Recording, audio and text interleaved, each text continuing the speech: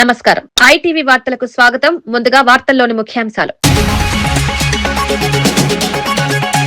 వైజాగ్, తిరుపతి, అమరావతిని మెగా సిటీలుగా అభివృద్ది చేస్తామన్న చంద్రబాబు, రాష్ట్రాభివృద్దికి పట్టణాల కేంద్ర బిందువని చంద్రబాబు ప్రకటన. వైజాగ్ ఐటీ హబ్, తిరుపతి పర్యాటక కేంద్రంగా అభివృద్ది చేస్తామని హామీ. మెగా సిటీల ప్రణాళికతో యువతకు ఉద్యోగాలు పెరుగుతాయని వ్యాఖ్య. హైదరాబాద్ లో సీఎం రేవంత్ అధ్యక్షతన సివిల్ మిలిటరీ కాన్ఫరెన్స్. భూ సమస్యల పరిష్కారానికి సైన్యం ప్రభుత్వ సమన్వయం. విపత్తుల వేళ పరస్పర సహకారం పెంచాలని సీఎం సూచన. రాష్ట్ర భద్రతపై పూర్తి కట్టుబాటుతో తెలంగాణ ప్రభుత్వం ఉందని వ్యాఖ్య. కేసీఆర్ పాలనలోనే సంక్షేమం బాగుండేదన్న మాచాపూర్ వాసులు. పెన్షన్లు, రైతు బంధుపై గ్రామస్తుల ఆవేదన. కాంగ్రెస్ హామీలు అమలు కాలేదని గ్రామ చావడిలో విమర్శలు. ప్రజల తరపున పోరాటం కొనసాగిస్తారన్న హరీష్ రావు. గ్రీన్ఫీల్డ్ హైవే పనులను పరిశీలించిన శ్రీధర్ రెడ్డి. జాతీయ రహదారుల మంజూరులో జగన్ పాత్ర కీలకమని వెల్లడి. ఎక్స్ప్రెస్ హైవేలను రద్దు చేయడం దురదృష్టకరమని వ్యాఖ్య. ఎన్హెచ్ 544Gపై గిన్నిస్ రికార్డు గర్వకారణమని వెల్లడి. బచావో సికింద్రాబాద్ శాంతి ర్యాలీకి తలసాని పిలుపు. సికింద్రాబాద్ అస్తిత్వాన్ని కాపాడుకోవాల్సిన అవసరం ఉందని వ్యాఖ్య. డీలిమిటేషన్ పేరుతో గుర్తింపు ఉందని జరిపే ప్రయత్నాలపై ఆగ్రహం. రాజకీయాలకు అతీతంగా ప్రజలంతా ఐక్యంగా నిలవాలని హితవు. వైజాగ్, తిరుపతి, అమరావతిలను మెగా సిటీలుగా అభివృద్ది చేస్తామని ఆంధ్రప్రదేశ్ ముఖ్యమంత్రి నారా చంద్రబాబు నాయుడు ప్రకటించారు. రాష్ట్ర అభివృద్దిలో పట్టణాలే కీలక పాత్ర పోషించాలని పేర్కొన్నారు. వైజాగ్ ను ఐటీ ఇండస్ట్రియల్ హబ్ గా, తిరుపతిని ఆధ్యాత్మిక పర్యాటక కేంద్రంగా, అమరావతిని పరిపాలన రాజధానిగా తీర్చిదిద్దామని వివరించారు. మౌలిక వసతులు కల్పనకు భారీగా పెట్టుబడులు పెట్టనున్నట్లు తెలిపారు. రహదారులు, రవాణా వ్యవస్థ, హౌసింగ్, విద్య, ఆరోగ్య రంగాల్లో సంస్కరణలు తీసుకొస్తామని స్పష్టం చేశారు. యువతకు ఉద్యోగ అవకాశాలు పెంచడమే ప్రభుత్వ లక్ష్యమన్నారు. పెట్టుబడిదారులకు అనుకూల వాతావరణం సృష్టించి రాష్ట్రాన్ని ఆర్థికంగా బలోపేతం చేస్తామన్నారు. ఈ ప్రకటన రాష్ట్ర అభివృద్ది దిశగా కీలకంగా మారనుందని విశ్లేషకులు భావిస్తున్నారు. తిరుపతి విల్ బికమ్ రాబోయే రోజుల్లో విశాఖపట్నం, అమరావతి, తిరుపతి 3 సిటీస్ ఉంటాయి. మెగా సిటీస్గా డెవలప్ చేస్తాం. ఆ ప్రణాళికలు తయారు చేస్తున్నాం.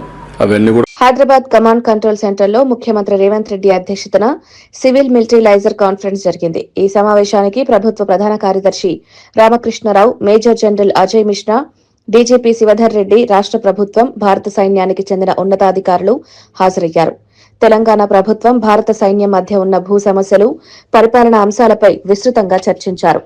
పెండింగ్ లో ఉన్న సమస్యలను సత్వర పరిష్కారానికి సమన్వయంతో పనిచేయాలని నిర్ణయించారు. విపత్తుల సమయంలో పరస్పర సహకారం మరింత బలోపేతం చేయాలని సీఎం సూచించారు. రాష్ట్ర భద్రత, ప్రజల రక్షణ విషయంలో ప్రభుత్వం పూర్తి కట్టుబాటుతో ఉందని తెలిపారు. ఈ సమావేశం 2 వ్యవస్థల మధ్య సంబంధాలను మరింత బలపరిచే దిశగా కీలకంగా నిలిచింది.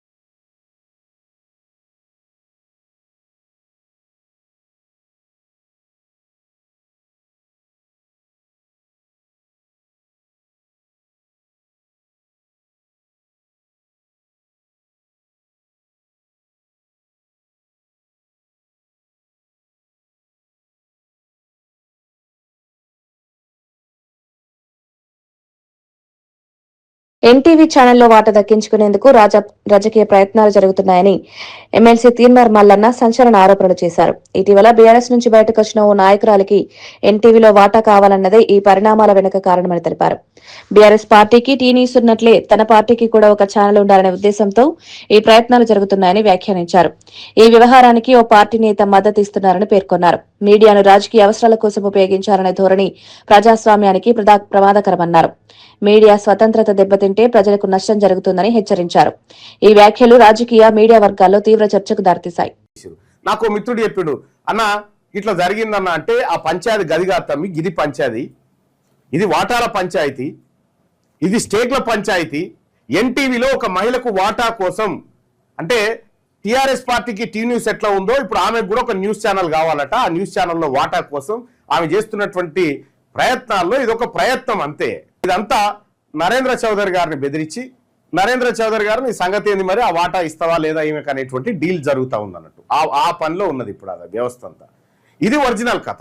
సంక్రాంతి పండుగ సందర్భంగా గుంటూరు జిల్లా తెనాలిలో అల్లుడికి అరుదైన విందు ఏర్పాటు చేశారు. వందనపు మురళీకృష్ణ దంపతులు తమ అల్లుడు రాజమండ్రి వాసి శ్రీదత్త కోసం ఏకంగా 158 రకాల పిండి వంటలతో భోజనం సిద్దం చేశారు. గోదావరి, గుంటూరు ప్రాంతాల సాంప్రదాయ రుచులను మేళవిస్తూ స్వీట్లు, హాట్లు, కూరలు ప్రత్యేకంగా వండారు. అల్లుడికి ఇచ్చే గౌరవానికి ఇది ప్రత్యేకగా నిలిచిందని కుటుంబ సభ్యులు తెలిపారు. ఈ వినూత్న విందు సోషల్ మీడియాలో వైరల్ గా మారి రాష్ట్ర వ్యాప్తంగా ఆసక్తి రేపుతోంది. సాంప్రదాయ పండుగలకు, కుటుంబ బంధాలకు ఇచ్చే ప్రాధాన్యాన్ని ఈ ఘటన గుర్తు చేస్తోందని పలువురు అభిప్రాయపడుతున్నారు. సంక్రాంతి సంబరాల్లో ఈ వంతు ప్రత్యేక ఆకర్షణగా నిలిచింది.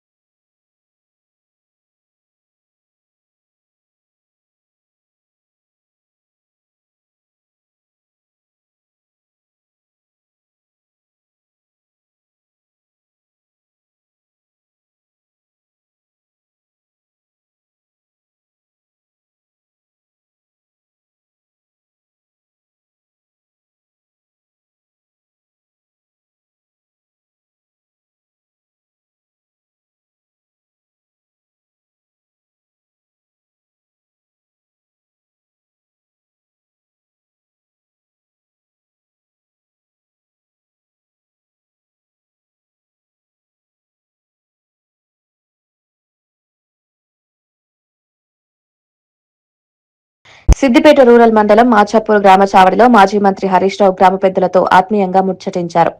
ఈ సందర్భంగా గ్రామస్తులు తమ సమస్యలను ఆయన ఎదుట వెళ్లగక్కారు. పెన్షన్లు పెరగలేదని, కొత్త పెన్షన్లు మంజూరు కావడం లేదని ఆవేదన వ్యక్తం చేశారు. రైతు బంధు తగ్గిపోయిందని, రుణమాఫీ సగమే అమలైందన్నారు. కేసీఆర్ పాలనలో 24 గంటల కరెంటు ఉండేదని, ఇప్పుడు విద్యుత్ కోతలు పెరిగాయన్నారు. కాంగ్రెస్ ప్రభుత్వం అధికారంలోకి వచ్చి ఏడాది గడిచినా ఇచ్చిన హామీలు నెరవేర్చలేదని విమర్శించారు. హరీష్ రావు గ్రామస్తుల మాటలు శ్రద్దగా విని ప్రజల తరపున పోరాటం కొనసాగిస్తామని భరోసా ఇచ్చారు. కొద్దిగా ఉంటాయి కానీ మొత్తం అయితే మనది 5-6 రోజులే పోలేదు, కానీ పోతుంది ఏడో. కానీ ఇక తీరేదేమో అట్లా కదా, మొగ సొమ్ము పాడేది వాళ్ళది మంది పడుతుంది. మొగ సొమ్ము ఆడుతున్నది అన్ని. ఈ భోజన సంగతి చెప్పు సార్, రోజు ఒక్కటి చెప్పినా ఈ నెలలో టెండర్ అవుతుంది, మీకు ఒక నెల లోపల పంచాలు చెప్పించా. ఒకటే నెల మొన్న కలెక్టర్ గారు మీటింగ్ పెట్టి మాట్లాడినా ఒక నెల లోపల పంచాలు చెప్తా. వాడు ఎవరి ఉన్నాయే కోతలు పెడుతుంది వాడు కొత్త కేసీఆర్ ఉండగా 65 ఏళ్ళకి తీసి 57 ఏళ్ళకి పింఛన్ చేసినప్పుడు ఇప్పుడు కొంతమంది భర్త చచ్చిపోయిన వాళ్ళకి ఇస్తలేడు, వయసు మళ్ళిన వాళ్ళకి ఇస్తలేడు. అప్పుడు బీడీలకు కూడా చేసేటోళ్ళకి కూడా ఇచ్చిండు కేసీఆర్. ఇప్పుడు ఈయన వచ్చిన 2 ఏళ్ల మీద ఒక నెలల ఒక్క పింఛన్ ఇస్తాడు.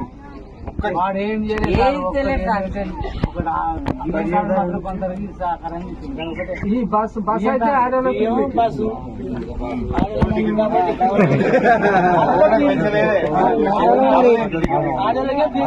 ఆడల ఫ్రీ అని మొగలకు డబ్బులు, భర్తకు ఫ్రీ మొగలికి 2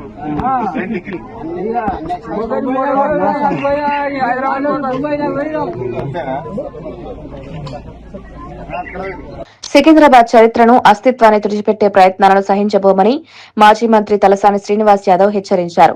ఈ నెల 17న నిర్వహించనున్న బచావో సికింద్రా శాంతి ర్యాలీ గోడ పత్రికను ఆయన ఆవిష్కరించారు. డీలిమిటేషన్ పేరుతో సికింద్రాబాద్ గుర్తింపును కనుమరుగయ్యేలా ప్రభుత్వం చర్యలు తీసుకుంటోందని ఆరోపించారు. ఇది కేవలం రాజకీయ అంశం కాదని ప్రజల సాంస్కృతిక చారిత్రక హక్కుల ప్రశ్నగా పేర్కొన్నారు. రాజకీయాలకు అతీతంగా ప్రజలంతా ఐక్యంగా ర్యాలీలో పాల్గొని తమ నిరసనను తెలియజేయాలని పిలుపునిచ్చారు. సికింద్రాబాద్ అనేది భావోద్వేగాలతో ముడిపడ్డ ప్రాంతమని, దాని పేరును మార్చడం ప్రజల మనోభావాలను దెబ్బతీస్తుందన్నారు. ర్యాలీని శాంతియుతంగా విజయవంతంగా నిర్వహించేందుకు అన్ని వర్గాల సహకారం అవసరమని తెలిపారు.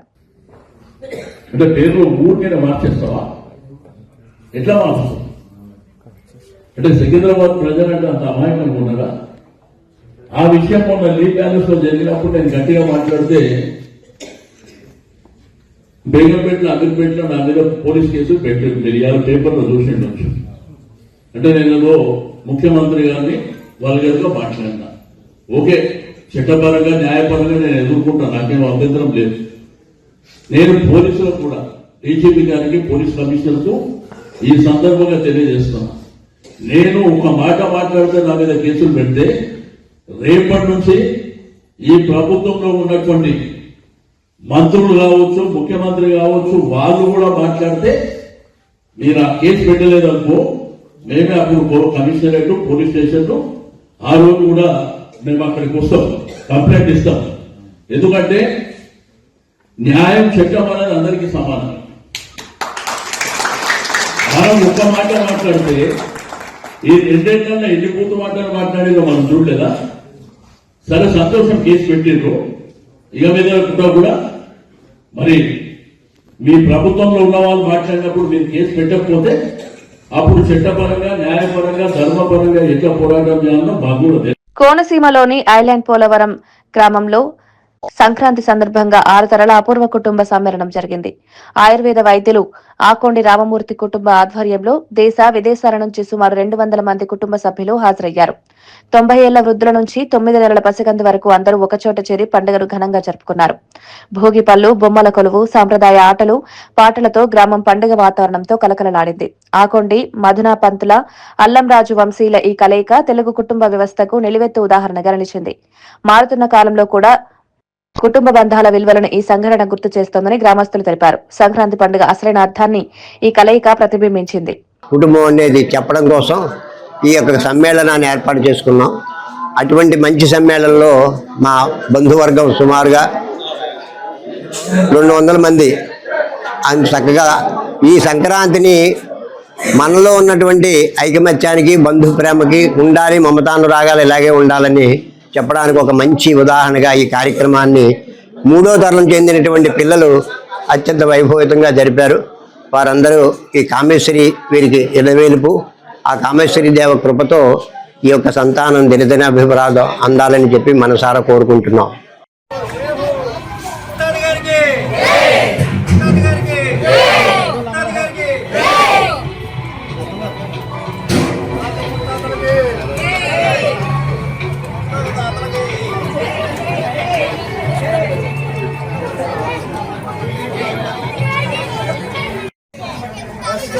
రెడీ అండి, ఇటు చూడండి.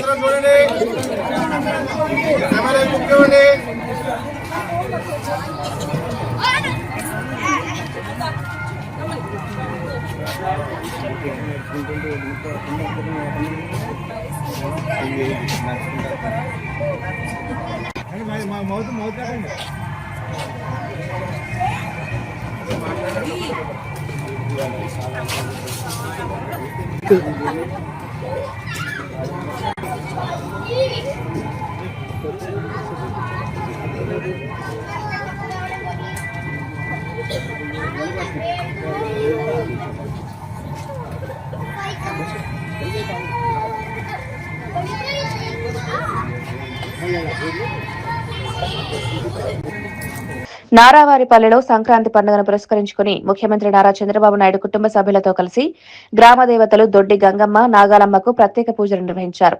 అంతకుముందు టీటీడీ ఈవో అనిల్ కుమార్ సింఘాల్ స్వామివారి ప్రసాదం చిత్రపటాన్ని అందించారు. వేద పండితులు ఆశీర్వచనాలు చేశారు. అనంతరం సీఎం తన తల్లిదండ్రులు ఖర్జూర నాయుడు అమ్మన్నమ్మ సమాధుల వద్ద కుటుంబంతో కలిసి నివాళులర్పించారు. ఇంటి ఆవరణలో ఎన్టీఆర్ బసవతారకం విగ్రహాలకు పూలమాలలు వేసి గౌరవం తెలిపారు. ఈ సందర్భంగా జిల్లాలోని వివిధ ప్రాంతాల నుంచి వచ్చిన ప్రజల సమస్యలను విన్నవించుకున్నారు. వారి అర్జీలను స్వీకరించిన సీఎం పరిష్కారానికి అధికారులను ఆదేశించారు. ఈ కార్యక్రమం గ్రామంలో విశేష ప్రాధాన్యం సంతరించుకుంది.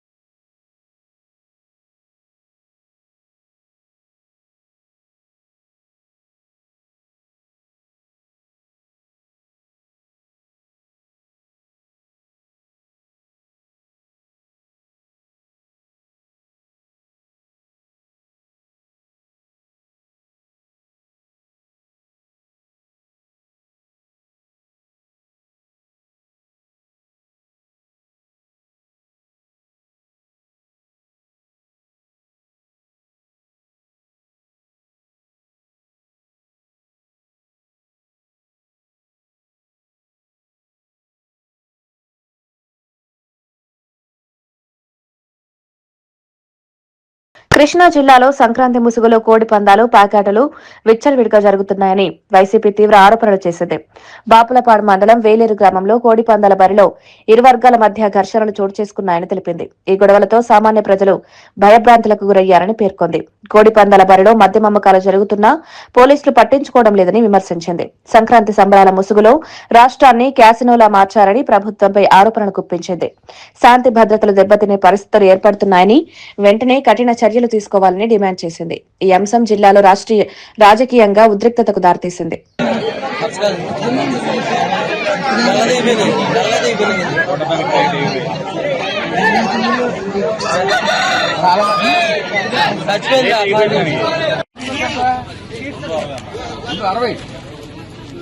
$180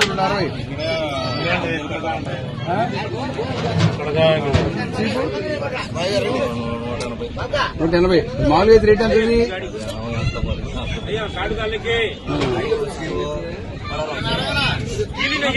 దాన్ని అమ్ముతున్నావుగా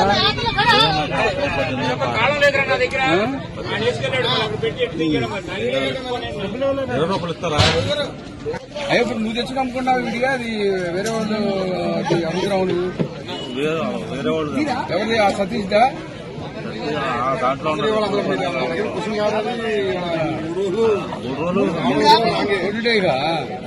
ఏమి బేరం లేదు.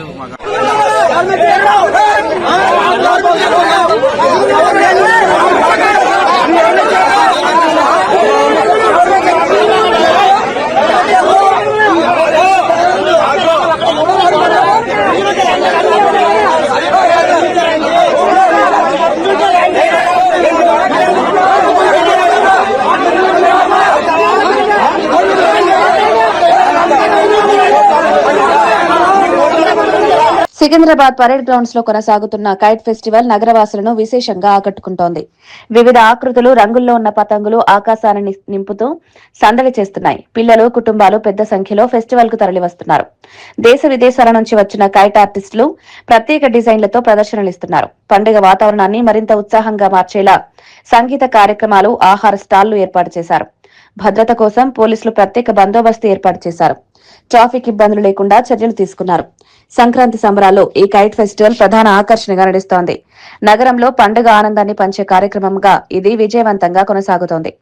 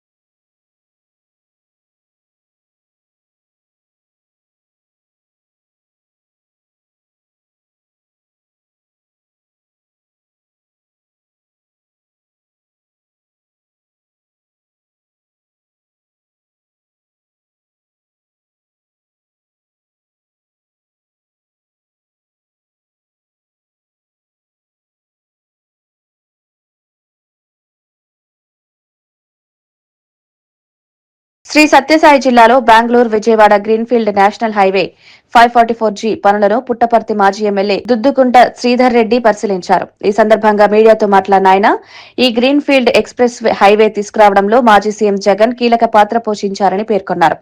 కేవలం 3 సంవత్సరాల్లో పుట్టపర్తి నియోజకవర్గానికి 6,000 కోట్ల రూపాయలతో NH 342, NH 716G, NH 544G రహదారులు మంజూరయ్యాయని తెలిపారు.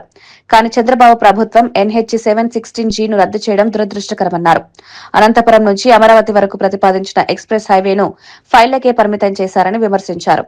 జగన్ ముఖ్యమంత్రిగా ఉన్న సమయంలో 18,000 కోట్లతో 300 కిలోమీటర్ల జాతీయ రహదారి నిర్మాణం జరిగిందన్నారు. NH 544G పై గిన్నిస్ రికార్డు సాధించడం గర్వకారణమని తెలిపారు. ముందుగా ఈరోజు Guinness book of world record సాధించినటువంటి రాజపాత్ ఇన్ఫ్రాకాన్ కంపెనీ యాజమాన్యానికి మేనేజింగ్ డైరెక్టర్ అయినటువంటి జగదీష్ కదం గారికి, అదేవిధంగా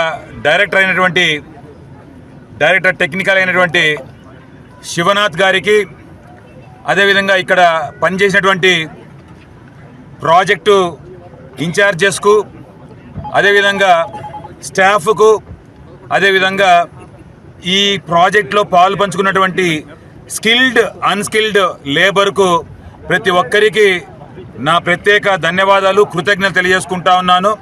ఈరోజు పుట్టపర్తి నియోజకవర్గం ఒక చారిత్రాత్మకమైన నియోజకవర్గం. ఎందుకంటే భగవాన్ శ్రీ సత్యసాయి బాబా పుట్టినటువంటి పుణ్యభూమిలో ఈరోజు రాజపాత్ ఇన్ఫ్రాకాన్ వాళ్ళు 26 కిలోమీటర్లు 3 లేన్ రోడ్డు, బాబు ఒక 5 నిమిషాలు మా నసన్న ప్లీజ్,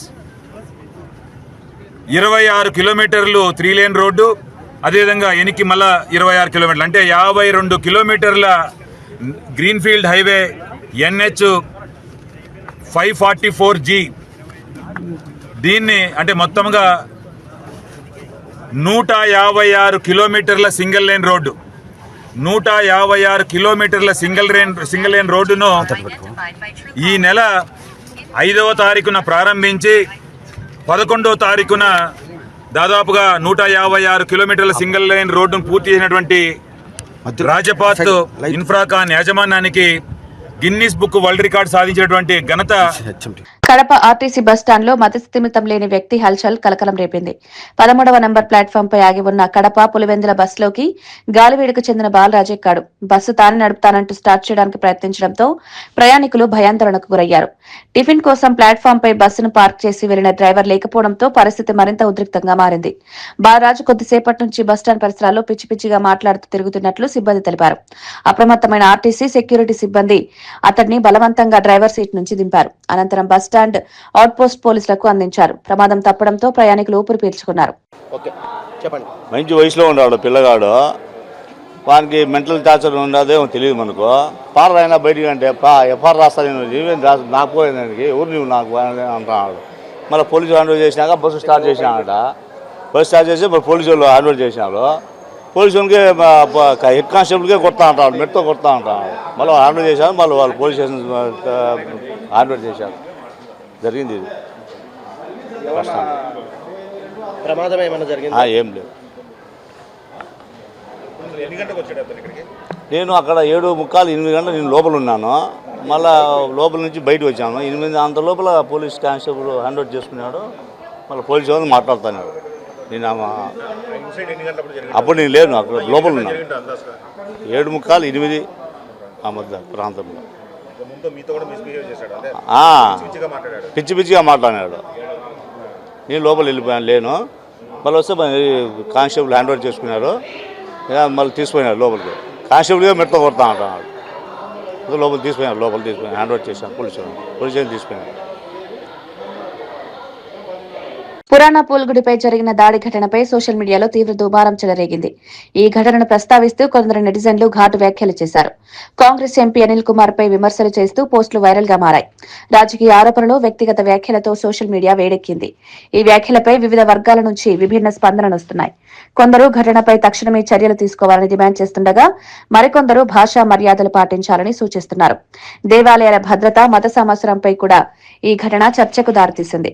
పోలీసులు పరిస్థితిని గమనిస్తూ సోషల్ మీడియాలో ఉద్రిక్తతలు పెరగకుండా చర్యలు తీసుకుంటున్నట్లు సమాచారం.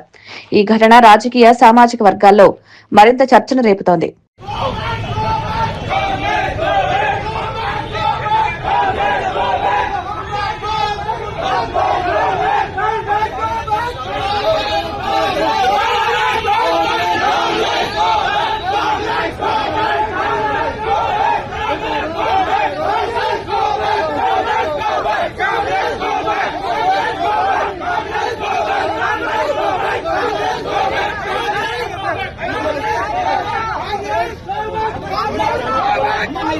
వార్తలు ముగించే ముందు ముఖ్యాంశాలు మరోసారి.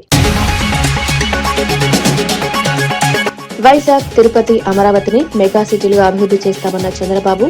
రాష్ట్రాభివృద్ధికి పట్టణాలే కేంద్ర బిందువని చంద్రబాబు ప్రకటన. వైజాగ్ ఐటీ హబ్, తిరుపతి పర్యాటక కేంద్రంగా అభివృద్ధి చేస్తామని హామీ. మెగా సిటీల ప్రణాళికతో యువతకు ఉద్యోగాలు పెరుగుతాయని వ్యాఖ్య. హైదరాబాద్ లో సీఎం రేవంత్ అధ్యక్షతన సివిల్ మిలిటరీ కాన్ఫరెన్స్. భూ సమస్యల పరిష్కారానికి సైన్యం, ప్రభుత్వ సమన్వయం. విపత్తుల వేళ పరస్పర సహకారం పెంచాలని సీఎం సూచన. రాష్ట్ర భద్రతపై పూర్తి కట్టుబాటుతో తెలంగాణ ప్రభుత్వం ఉందని వ్యాఖ్య. కేసీఆర్ పాలనలోనే సంక్షేమం బాగుండేదన్న మాచాపూర్ వాసులు. పెన్షన్లు, రైతు బంధుపై గ్రామస్తుల ఆవేదన. కాంగ్రెస్ హామీలు అమలు కాలేదని గ్రామ చావడిలో విమర్శలు. ప్రజల తరపున పోరాటం కొనసాగిస్తారన్న హరీష్ రావు. గ్రీన్ఫీల్డ్ హైవే పనులను పరిశీలించిన శ్రీధర్ రెడ్డి. జాతీయ రహదారుల మంజూరులో జగన్ పాత్ర కీలకమని వెల్లడి. ఎక్స్ప్రెస్ హైవేలను రద్దు చేయడం దురదృష్టకరమని వ్యాఖ్య. NH 544Gపై గిన్నిస్ రికార్డు గర్వకారణమని వెల్లడి. బచావో సికింద్రాబాద్ శాంతి ర్యాలీకి తలసాని పిలుపు. సికింద్రాబాద్ అస్తిత్వాన్ని కాపాడుకోవాల్సిన అవసరం ఉందని వ్యాఖ్య. డీలిమిటేషన్ పేరుతో గుర్తింపు ఉందని జరిపే ప్రయత్నాలపై ఆగ్రహం. రాజకీయాలకు అతీతంగా ప్రజలంతా ఐక్యంగా నిలవాలని హితవు. ఇవి ఈనాటి వార్తా విశేషాలు. మరో బులెటిన్లో మళ్ళీ కలుద్దాం. నమస్కారం.